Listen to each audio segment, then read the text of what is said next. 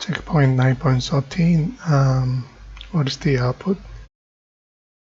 So if you look at here, we are going to use object reference variable A based on class A. Then we are going to print directly for data field X. So let's look at class A.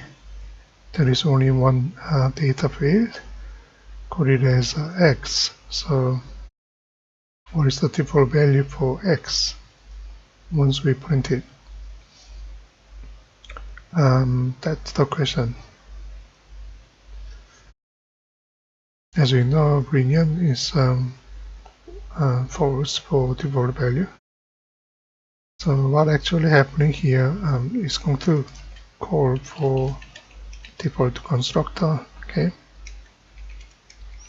And even though I often say we don't do any implementation, what's actually happening here, X will be initialized with the default value. Okay, that's what the default constructor does. Okay, it will initialize data field. Okay, there is only one data field. Okay, initialize. Okay, that's the main idea. Initialize objects based on this default constructor. So initialize objects based on class A. Say A refers to this object. So here we're going to have a default value false. Okay.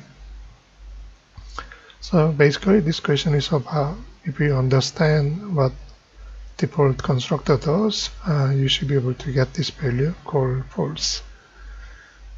Otherwise, you can simply say where's the default value for boolean variable X. You already know false. That's all. Thank you.